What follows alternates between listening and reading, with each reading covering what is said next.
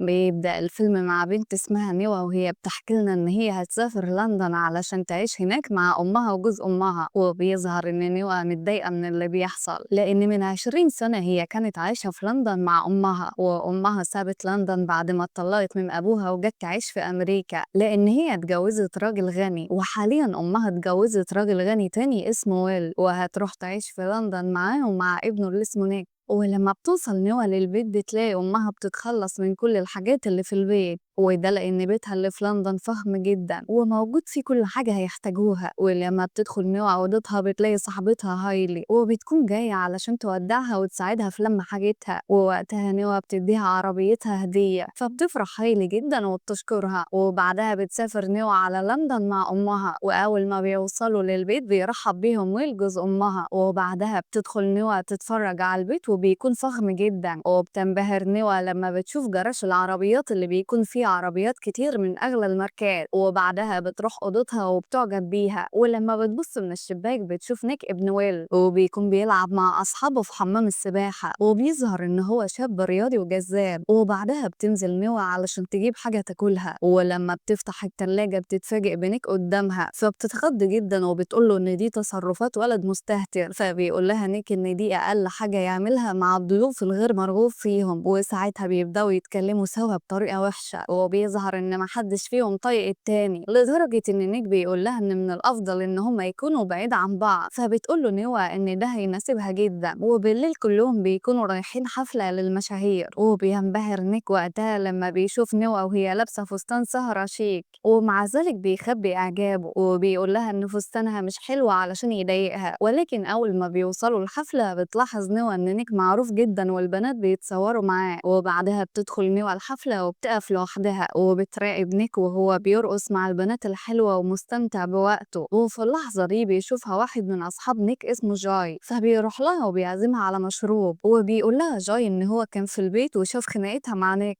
وبيلفت انتباهها إن نيك مش مستهتر ولا حتى معتمد على فلوس أبوه زي ما هي فاكرة، وبيعرفها إن نيك أسس شركة خاصة بيه وهو عمره 17 سنة. ولما الشركة اتعرفت وكبرت نيك باعها بفلوس كتير، وفي اللحظة دي بتبدأ نوى تغير فكرتها عن نيك. وبعد ما بتخلص الحفلة نيك بياخد نوى في عربيته علشان يرجعها البيت، وساعتها نوى بتفضل تضايق نيك بالكلام طول الطريق، وأول ما بتجيب سيرة أمه وبتتكلم عنها بطريقة وحشة بيوقف العربية وبيجبرها إن هي تنزل وبيمشي وبيسيبها في الشارع. فبتتضايق نوى جدا من اللي هو عمله، وبتتضايق أكتر لما بتلاقي تليفونها فصل شحن، وطبعا مش هتعرف تتصل بحد علشان يوصل لها ويلحقها. ولكن وقتها بتلاقي شاب اسمه زاك بيقف في عربيته جنبها وبيقول لها إن نيك اتصل بيه علشان ياخدها للبيت، وبالصدفة بتعرف نوى من زاك إن نيك رح يسهر في ملهى ليلي، فبتطلب من زاك إن هو ياخدها على هناك. وأول ما بيوصلوا بيشوفها ولد اسمه توم وبيعزمها على مشروب، فبتاخده منه نوى وبتروح تدور على نيك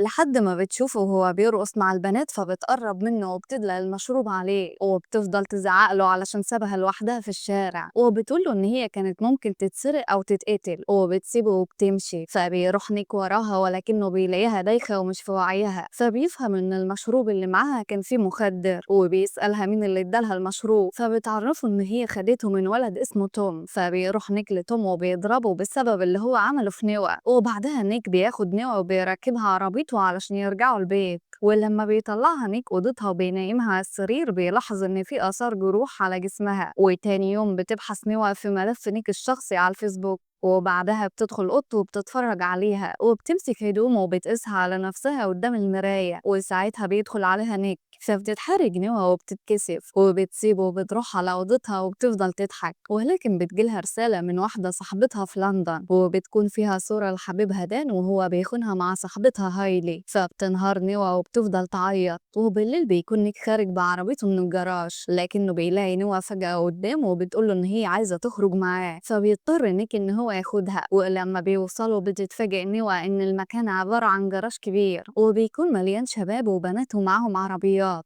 وبيظهر إن هم بيعملوا سباقات غير قانونية، ووقتها بتتعرف نوى على بنت اسمها جينا، وبتتفاجئ جينا إن نوى عندها خبرة في السباقات وفي أنواع العربيات، وبتعرف منها إن أبوها كان بيشارك في سباقات زي دي زمان، وإن هو علمها السواقة من وهي لسه طفلة. ده غير إن هي شاركت في سباقات كتير في أمريكا. فبتسألها جينا عن أبوها، فبترد عليها نوى وبتقول لها إن هو حاليا في السجن، وبتعرفها إن هي جت لندن علشان تعيش مع أمها وجوز أمها وابنه، ولكنها مش طايقة ابنه. ولكن جينا بتلاحظ إن نوى حزينة، فبتسألها عن السبب، فبتوريها نوى صورة حبيبها دان مع صاحبتها هايلي، فبتقول لها جينا تنساه وتخرجه من حياتها لأنه ما يستاهلهاش. وبعدها بتاخدها وبتعرفها على صاحبهم جورج، وجورج ده هو اللي بينظم سباقات العربيات. وساعتها بيجي نيكو مع صاحبه ليون، فبتعرفهم جينا على نوى وبتقول لهم ان هي جت للمدينه جديد، وان هي متضايقه من ابن جوز امها الغبي اللي دايما بيضايقها. فساعتها نيك بيبص لنوى اللي بتكون محرجه، وهنا بتفهم جينا ان نوى كانت تقصد نيك بكلامها، فبتغير الموضوع وبتقول لهم على اللي حصل مع نوى، وبتقول لهم ان حبيبها خانها مع صاحبتها. فبتنصحها جينا ان هي تصور نفسها مع شاب غيره وتبعت له الصوره. وبعدها جينا بتاخد نوى علشان يرقصوا، وبيفضل نيك يراقب نوى من بعيد، وبيظهر ان هو معجب بيها، فبيقرب منها وبياخدها عند عربيته، وهناك بيقول لها ان هو هيخليها تنتقم من حبيبها اللي خانها، وبيصور نفسه معاها وبيبوسها، وبيقول لها ان هو هيبعت لها الصورة علشان تبعتها لحبيبها اللي خانها. وبعدها بيوصل للمكان شاب اسمه روني ومعاه رجالته، وبتعرف نوى من جينا ان روني رجل عصابات ولسه خارج من السجن، وان هو ما بيحبش نيك من زمان لان نيك الوحيد هو اللي وقف قصاده. وساعتها روني بيتحدى نيك في سباق العربيات قدام الكل، فبيوافق نيك وبيجهز نفسه للسباق. لكن نوى بتركب عربية نيك من غير ما ياخد باله، وحتى روني نفسه ما بياخدش باله. وأول ما السباق بيبدأ بيتصدم نيك لما بيكتشف إن نوى هتشارك في السباق بداله، وهو بيتفاجئ نيك من مهارتها العالية في السواقة. أما روني فبينصدم لما بيعرف إن نوى هي اللي بتسابقه، فبيتعصب وبيخبط عربيتها علشان يخليها تعمل حادثة. لكن نوى بتسيطر على العربية وبتكمل في السباق لحد ما في النهاية بتقدر نوى إن هي تفوز على روني. فبينزل من عربيته وبيتخانق مع نيك لأن هو خدعه. ولكن في الوقت ده الشرطة بتوصل، وكلهم بيسيبوا المكان وبيهربوا بسرعة. وفي البيت نيك بيقول لنوى إن هو كان خايف عليها جدا، وبيقول لها إن جينا قالت له إن أبوها هو اللي علمها سواقة العربيات. فبتقول له نوى إن هي ما بتحبش تتكلم عن أبوها. فبيعرفها نيك إن روني اتحداه في قتال مراهنات، فبتطلب منه نوى إن هو ما يروحش، لكنه بيعرفها إن هو ما يقدرش ما يروحش ولازم يتحدى روني ويغلبه، وإلا ساعتها هيبان جبان. وبعدها بيروحوا علشان يناموا، وفي الوقت ده نوى بتبعت صورتها مع نيك لدان. وتاني يوم بتصحى نوى من النوم وبتلاقي دان بيتصل بيها، لكنها ما بتردش عليه وبتكون فرحانة إن هي انتقمت منه وغزته. وعلى الفطار بتتفاجئ نوى لما بتلاقي نيك بيقول لأبوه إن هو هيزور مادي وهيبات عندها، فبيوافق أبوه وبيطلب منه ياخد نوى معاه. وبتكون نوى مش فاهمة حاجة من اللي بيحصل، ولكن بتكون عايزة تعرف مين هي مادي اللي نيك هيروح يبات عندها.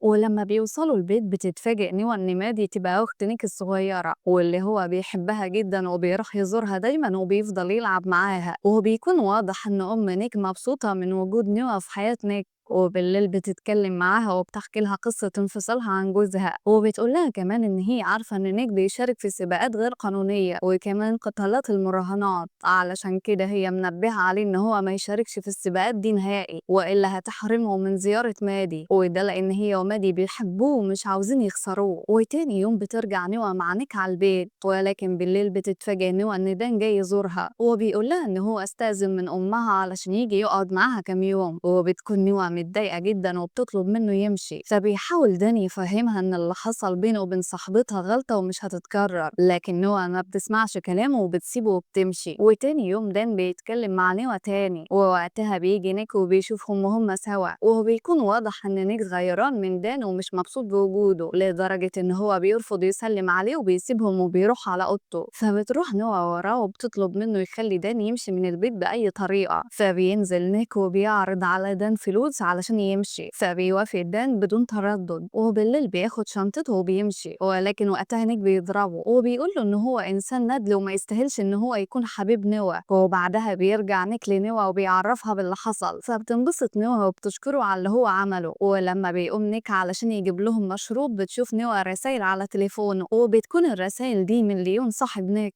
واللي بيعرفوا فيها بالميعاد والمكان اللي هيتقاتل فيه مع روني. وفي اليوم اللي بعده بيتفاجئ نيك إن نيوا بتحضر القتال، وبيقدر نيك يضرب روني بقوة وبيوقعه على الأرض، وبيكون على وشك إن هو يفوز عليه، ولكنه بيشوف نيوا بتسيب المكان وبتمشي لأن هي مش عاجبها اللي بيحصل. فهنا بيقرر نيك إن هو ينسحب ويسيب المكان وبيروح ورا نيوا، لكن روني بيروح وراه وبيهدده بالسكينة وبيقول له إن هو انسحب وبكده خسر عربيته. فبيسمح له نيك إن هو ياخد منه العربية بكل سهولة. وساعتها بيشوف نيك قدامه راجل عجوز واقف بيراقب اللي بيحصل. وتاني يوم نيك بيقول لنيوا إن هو انسحب من القتال علشانها، وبيعترف لها إن هو بيحبها وما يقدرش يزعلها. فبتفرح نيوا من كلامه وبتقول له إن هي كمان بتحبه وبتخاف عليه. وبعدها بياخدها نيك وبيروحوا حلبة سباق العربيات، وهناك بيتسابقوا سوا وبتفوز نوى بالسباق، وبيكونوا مبسوطين جدا بالوقت اللي بيقضوه سوا. واخر اليوم بيقف نيك عند بنزينة، ووقتها بيهجم عليه روني ورجالته وبيكسروا العربية. فبيتحرك نيك بالعربية بسرعة وبيهرب منهم، وبيظهر نفس الراجل العجوز مع روني وبيكون متضايق ان نيك هرب منهم. وفي البيت بتكون نوى مستغربة من تصرفات روني، خصوصا وان هو اخذ عربية نيك والمفروض ان هو انتصر عليه، وبتطلب منه ان هو يبلغ عنه الشرطة، لكن نيك بيقول لها ان هو هيعرف يتصرف معاه ويبعده عنه. وفي اليوم اللي بعده بتكون نوى مع نيك في ملهى ليلي، وساعتها بيلاحظ نيك ان في شاب بيقرب من نوى، فبيفقد اعصابه وبيروح يضربه. لكن نوى بتتخانق مع نيك وبتقول له ان هو بيعمل اكتر حاجة هي بتخاف منها واللي هي العنف. فبيعتذر لها نيك وبيوعدها ان هو مش هيكرر اللي هو عمله ده تاني. وبعدها بيرجعوا البيت وبيقعدوا سوا عند حمام السباحة. وساعتها نوى بتحكي لنيك ان ابوها كان دايما بيضربها هي وامها بعنف. فبيفهم نيك ساعتها ان الكدمات اللي على جسمها دي بسبب الضرب اللي تعرضت له من ابوها. وبتكمل نوى كلامها وبتقول له ان هي شهدت ضد ابوها في المحكمة، وان هي تسببت في سجنه علشان يبعد عنها وعن امها. وبتقول له ان هي خايفة ان ابوها لما يخرج من السجن ينتقم منها. فبيطمنها نيك ان ده مش هيحصل طول ما هو جنبها. ولكن تاني يوم بيتفاجئوا ان في حد ضرب ليون صاحب نيك وسابه في عربيته في جراج بيت نيك. ووقتها ويل بيبلغ نيك ان هو هينقل نوى وامها للفندق لان البيت مش امان. وبعد ما نوى وامها بيمشوا بيقعد ويل مع نيك والشرطه، فبيحكي لهم نيك ان اللي عمل كده هو روني وبيعرفهم بكل اللي حصل بينهم. لكن نيك بيتفاجئ لما المحققه بتوري له صوره ماك ابو نوى، وبتقول له ان روني بيشتغل مع ماك، وإن ماك هو اللي ورا كل اللي بيحصل لأنه عاوز ينتقم من نوى. فبيفتكر نيك إن ماك يبقى هو نفس الشخص اللي هو شافه لما روني كان بيهدده بالسكينة، وبيربطوا الأمور ببعضها وبيعرفهم إن ماك خلاهم يخافوا ويبعدوا نوى وأمها عن البيت، وده اللي هو عاوزه بالظبط علشان تكون نوى لوحدها ويعرف ينتقم منها. وساعتها بيقلق نيك على نوى وبيتصل بيها علشان يطمن عليها، ولكن للأسف ماك وروني بيكونوا وصلوا الفندق وبيخطفوا نوى. وبعدها بيتصل ماك بويل وبيطلب منه 2 مليون دولار في مقابل ان هو يحرر نوى. لكن نيك بيفتكر وقتها ان عربيته اللي اخدها منه روني فيها جهاز تتبع، فبيركب عربية تانية وبيتصل بأبوه وبيطلب منه يخلي الشرطة تتعقب الجهاز اللي في عربيته. وبيكون نيك سبقهم على هناك وبيفضل يدور على نوى لكنه مش بيلاقيها. وفجأة بيظهر قدامه روني وبتبدأ بينهم معركة قوية، وبيقدر روني ان هو يطعن نيك بالسكينة في بطنه، لكن نيك بيمسك حديدة وبيضربه بيها وبيفقدوا الوعي. ووقتها نيك بيشوف ماك وهو بيجبر نوى ان هي تركب العربية علشان يهربوا، ولما بيحاول يقرب منهم ماك بيضرب ناحيته نار. وبعدها ماك بيخلي نوى تسوق العربية وبيهددها بالمسدس وبيطلب منها تسوق بأقصى سرعة. فبيركب نيك عربيته وبيتحرك وراهم بسرعة، وبيفضل نيك يطاردهم في الشوارع لحد ما العربيتين بيخبطوا في بعض وبيعملوا حادثة، وبيكون ماك ونوى سلام وما حصلهمش حاجة. أما نيك فبيكون مصاب إصابات كتير، ولكنه بيجي على نفسه وبينزل من العربية وبيترعب لما بيلاقي ماك ماسك نوى وبيهدده بالمسدس. وفي اللحظة دي الشرطة بتوصل، فبيصوب ماك مسدسه على نيك وبيكون عاوز يقتله لأن هو بوظ خطته. وهنا بتتحرك نوى بسرعة وبتضرب إيد ماك وبتجري ناحية نيك،